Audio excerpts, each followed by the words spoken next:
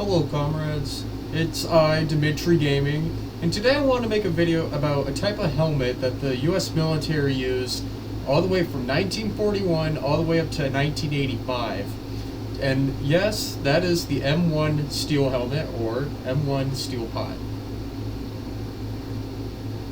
So here's the helmet. I got this one for $35. I bought it from a kid at my school for $35. I don't know why it's so shiny, but it is indeed very shiny. And mine, or at least the liner, I don't know about the actual steel shell. The steel shell is probably older, the manganese steel. And we'll talk more about that later. But on the inside of my helmet, the date is 1974. So this one is Vietnam era, 1974. Now the steel shell itself, and I know the liner doesn't look as good as the actual pot. The pot looks new, but trust me, it's not, more than likely. Now I do know that my steel pot is post World War II, and I don't know if you guys can actually see that because I believe mine was repainted, which is why it's so shiny. But yeah, you can't really see it because it was kind of painted over. But if you look on the back side, this way, right about there, there's a little seam. I don't know if you guys can see that. And most World War II helmets had the seam in the front, not the back. Ones post World War II were made with the seam in the back, not the front. I do know my liner's Vietnam era, but I don't think the actual liner came with the steel shell. And I was talking about that earlier.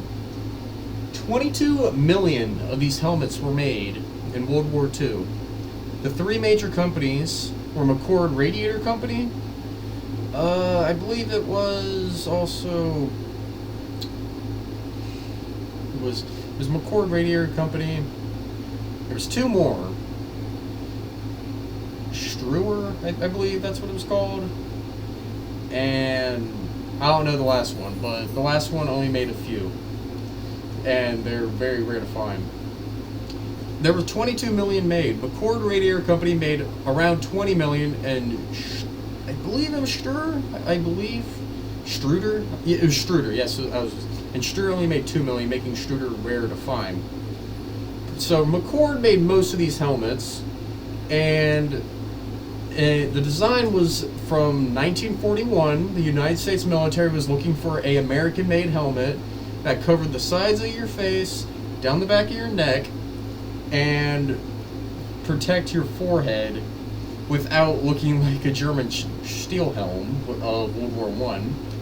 And, you know, the United States military in World War I, the British gave a bunch of Brody Doughboy helmets to the United States. The United States eventually made their own design called the M1917, which was in service until, I would say, about 1940, somewhere around Pearl Harbor's time.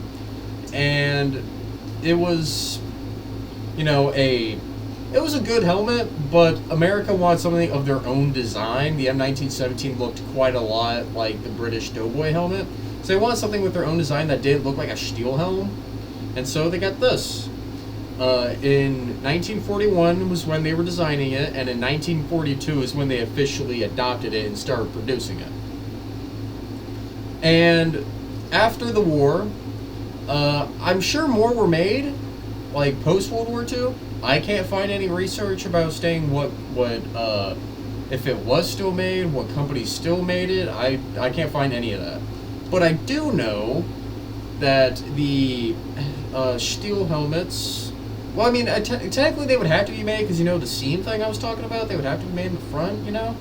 Like front and then back, because post-World War II, seams in the front, not the backs, and this one's back, so I mean, it had to be made post-World War II.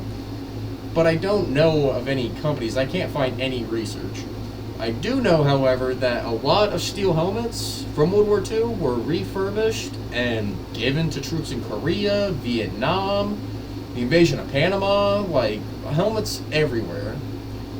And all the way up until about 1982 is when the helmet was eventually being replaced by Kevlar helmets, which eventually entered service in 1985. But this helmet actually served all the way up until like the late 80s, more as like a decorative, like parade helmet or a training helmet. I don't know. Now, I unfortunately do not have any straps for my helmet, but there it is. This is just a steel shell, though.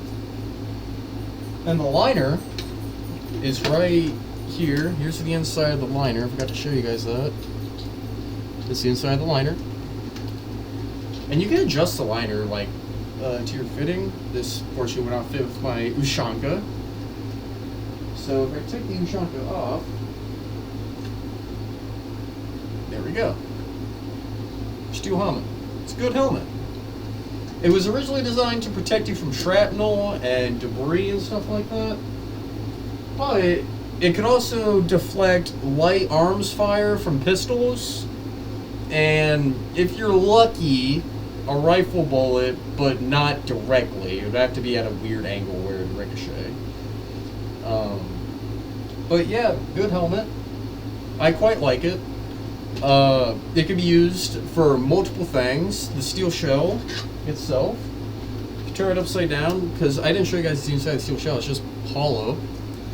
Soldiers would use this as a wash bin for cleaning socks, shaving, washing their hair, all that stuff. They would use it as a latrine. They would use it to cook out of. As a shovel, you could use the brim of it like a shovel and dig things out. You can fill it up with water and like put out fires with it. Good helmet.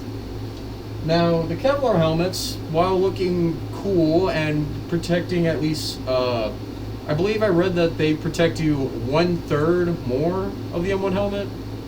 So so basically, yeah, one third like this thing, but 1/3 more protection. And, you know, they can come equipped with, like, night vision mounts and stuff like that, but nah. But the M1 helmet, it's a good helmet, and I am... What else do I have to say about it? I don't got anything else to say about it, really. Thank you for watching. If you do get an M1 helmet, you know, if you want to paint it, there are plenty of videos about that on YouTube. If you want to go into reenacting, I will eventually, once I get old enough. Oh, I forgot to tell you about liners. I forgot to tell you about liners. Well, I mean, this isn't a liner, this is just a netting. And a very small netting at that.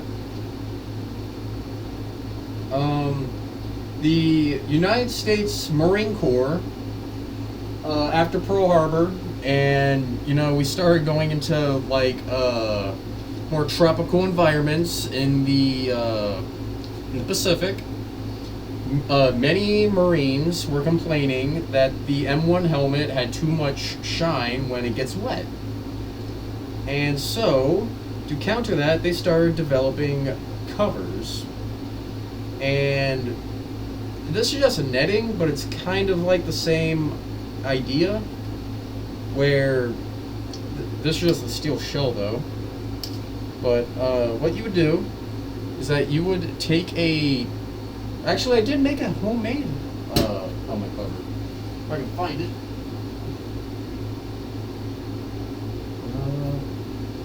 It would appear I cannot find it. But what you would do is that you would take a piece of fabric, like a cover, you put it on the inside, and it's like a big, like, tarp, kind of. Not big tarp, but it's like a small tarp, kind of. You put it in, and then, due to it being so long, it would dangle out, and you just pull it over the helmet, kind of. And it was also reversible. The Marines had one for tropical environments where it looks like natural, like, green foliage of, like, trees and stuff, but you could also invert it, and it would be like a more sandy, desert-looking color. But this is just a netting, It's not a complete cover. The netting, I believe, was mostly used by airborne troopers of like the 82nd and the 101st, especially on D-Day. And the idea was with the netting, they could put foliage and all that kind of stuff in these little holes, and it would act as camouflage for paratroopers. Now, ground forces did use them too, mostly the shrimp nets, I believe. They would use them to put like cards and cigarettes and all that kind of stuff, but that mostly was in Vietnam, not World War II. But although you do see a lot of pictures of soldiers doing that in World War II, but in Vietnam it was less enforced of putting things in your helmet, especially with helmet graffiti, which, you know, wrote a lot of slurs and stuff on it. But yeah, overall, good helmet, long service life, and thank you to all the veterans out there, which I doubt any of you would be watching, but thank you to all the veterans out there who served, and we support you, and thank you for wearing this awesome helmet. Thank you for watching, and I will see you guys in the next one.